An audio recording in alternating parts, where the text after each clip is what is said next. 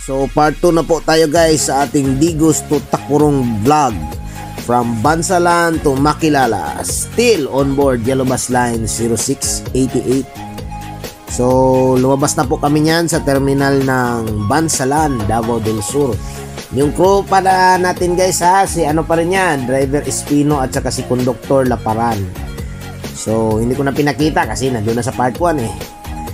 So yan guys, ang kasunod po natin na bayan yan literally is Makilala.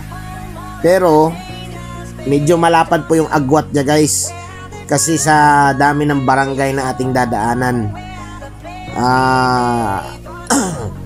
Meron ding ano dyan, junction guys, papunta ng Magsaysay, Municipality of Magsaysay, Davao del Sur yan. Dadaanan po natin yan guys. Dati mga motor lang nandyan yan guys eh. Tapos ngayon meron na ring mga modern jeep na pumapasada dyan guys, Mintrasco. At saka meron din yatang mga ibang transport cooperatives, ika nga. So kung mapapansin nyo sa video guys ha, pinas forward ko yan kasi kakain talaga siya ng ilang oras talaga. Kung naka full video siya, mga around 20 minutes.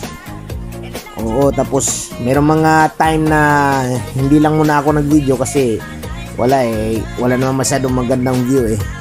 So kung mapapansin niyo guys, itong bus na ito, itong sinasakyan ko nga pala na yellow bus or any bus for this matter, napapansin niyo medyo mabagal pasensya na po guys kasi ang daanan kasi, although hindi halata pero gradual ang pag-akyat papunta ng Makilala. So basically medyo mountainous kasi ang Makilala guys eh. Same with doon sa Kidapawan. Kaya wala gaanong patag sa Kidapawan guys, 'di ba? Kung makita niyo, bihira lang masyado yung patag. Merong mga portions na medyo hilly siya. Medyo kung sa Bisaya pa bakilid siya. So 'yun. Hopefully makita niyo dito sa video na ito. From Bansalan going to Makilala. So pasensya na guys, hindi ako masyado familiar dyan sa mga iba't ibang barangay dyan ano. So nireview ko lang yung footage. May nakita akong mga certain signs na nilabel ko na lang para at least doon tutugma doon sa description kung saan na ba tayo ngayon sa ating biyahe. O nga pala guys, to give you a trivia, ang yellow bus nga po pala, ang biyahe from Davao to Takurong will start at 5 in the morning.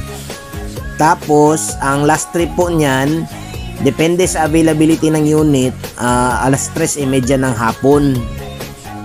On both sides po yan mga guys. Minsan alas 4 pa. Pero never alas 5 ng hapon kasi iniiwasan po natin na madilim yung daanan natin sa mga areas na hindi naman masabi nating critical pero for the safety na lang of everybody. So dumaan na po tayo sa Barangay Eman Junction sa Bansalan. Yung nakita ko eh, nire-review ko yung footage bago ko dinownload sa ating editing app which is CapCut. So pasensya na rin po na medyo shaky yung video. Kahit anong stabilize ko guys, ganun talaga kasi ewan, nagtataka talaga ako from Bansalan going to Makilala, medyo matagtag siya. Ayun, dumaan na rin po tayo sa Marber High School. Parte pa rin po yan ng Bansalan. Kaya nga, ika nga sa kasabihan eh, kung may Marbel sa South Cotabato, meron namang barangay Marber sa Bansalan. Anyway, magkatugma lang yun, nagka-diferensya lang sa spelling sa huling letter. Anyway, babaw naman ng joke. So yun, ang pinakatanyag na barangay sa ating vlog na ito is yung boundary, which is Barangay Kinuskusan sa ano pa rin, under Bansalan, Davao del Sur.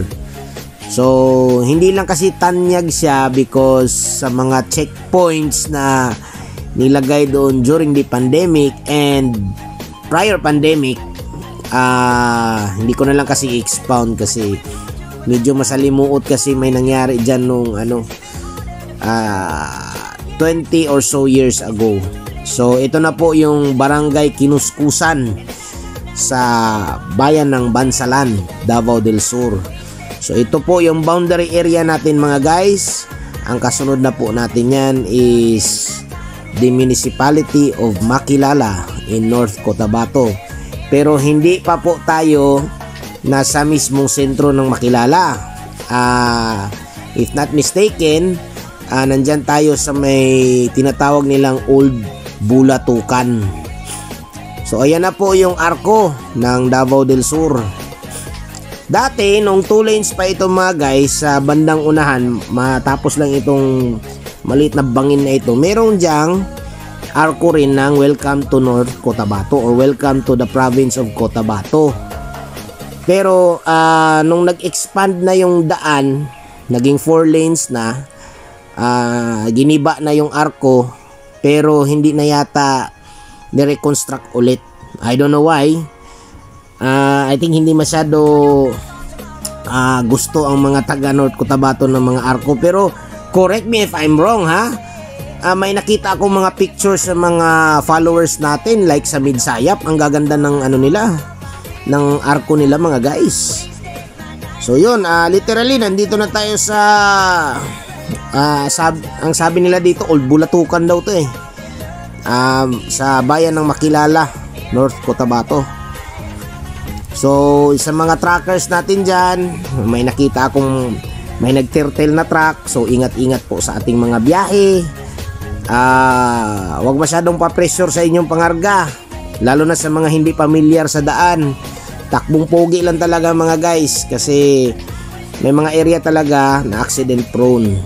So ito nga pala guys, ang kaka-operate lang na provincial government na veterinary checkpoint. Parang the same doon sa sa Lorega, sa Bukidnon, pati rin sa Manolo Fortits, sa Alai. So obligado po tayong bumaba dyan guys, at saka magpa-footbath, kasi para din yan na yung safe ang kanilang mga baboy from ASF at saka foot and mouth disease. So madali lang yan guys, hindi tayo aabot dyan ng 1 oras, mahaba na yung 15 minutos.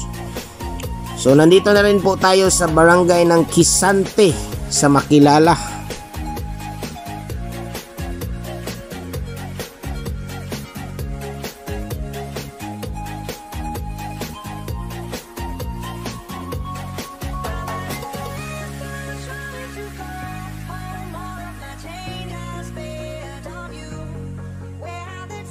At ito rin po yung tanyag na Lerive Resort in Kisante, Makilala. Guys, quick trivia, ang Lerive is a French word for the dream. So I think siguro yung may-ari niya na naginip, tapos yan yung vision niya sa kanyang resort. Hanggang ngayon guys, kahit nagsusulputan yung mga maraming inland resort, hindi pa rin natatalo ang Lerive. So shout out sa mga taga Lerive Resort mga guys. So dumaan rin pala tayo sa Barangay Batasan, if not mistaken, sa bayan din na Makilala. Oo nga pala guys, maraming mga taga Makilala na employed sa mga bus company like Wina or Mintranco, or mga bus company noon like Takurong Express, Grand. Meron din taga Yellow Bus. Tsaka yung recently din, Mindanao Star. Oo. So shout out sa inyo dyan mga guys, mga kapwa natin, mga taga bus company, kung saan man kayo na kumpanya. Yun lang, pasadang pugi lang. Wala naman, hindi naman tayo magkakalaban sa industriya mga guys eh. Yung atin lang, takbong pogi tayo, kasi ang punto natin makahatid tayo ng pasahero sa ligtas at saka komportableng paraan. Tsaka nga pala guys, may nadaanan tayong planta dyan na medyo foul smelling. I think planta yata yan ng goma, kasi dito sa Makilala guys, maraming mga rubber trees dito, at saka yung kasing parang sap or yung katas ng goma, mabaho talaga yan guys. Pero kahit mabaho yan, pera yan mga guys. So dumaan na po pala tayo sa barangay ng Malasila sa Makilala, North Cotabato pa rin yan mga guys. With that, medyo palapit na po tayo sa ating destination, which is Barangay Poblasyon ng Makilala. Magtataka ka guys, ang Makilala at Kidapawan magkatabi lang yan, pero medyo umangat pa ang Kidapawan kaysa sa Makilala. Ito nga pala yung hindi ko lang na videoan yung Stanfield ko, Makilala. Pero I think ang Makilala naman is concentrated on agriculture. Kaya mas yumayabong yung mga farmlands dito mga guys. Not much with the buildings or any commercial establishments for that matter, pero hindi natin alam, di ba? Baka lalago at lalago pa yan.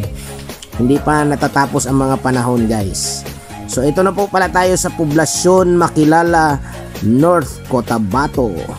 And with that, malapit na po tayo i-exit sa Digos to Cotabato na highway at liliko na po tayo pakaliwa going to Tacurong City. So sa ngayon wala pang terminal ang Makilala, kinoconstruct pa, so yan po yung ating bus stop. May maliit na ticket booth doon, so pwede rin po kayo mag-abang dyan mga guys. So if you go ahead guys, papunta na po yan ng Kidapawan all the way to Cotabato City.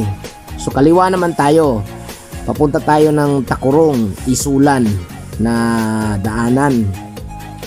So stay tuned for part 3 mga guys ha. Ang natin yan, from Makilala all the way to Sibsib in Tulunan, North Cotabato. So ito po yung pinaka public market guys on your left. So dyan yung kumbaga bibo nga lugar sa Makilala, North Cotabato.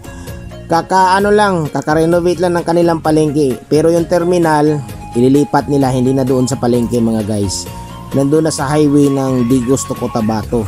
Mas maganda nga yun para wala ng liko-liko kaliwa.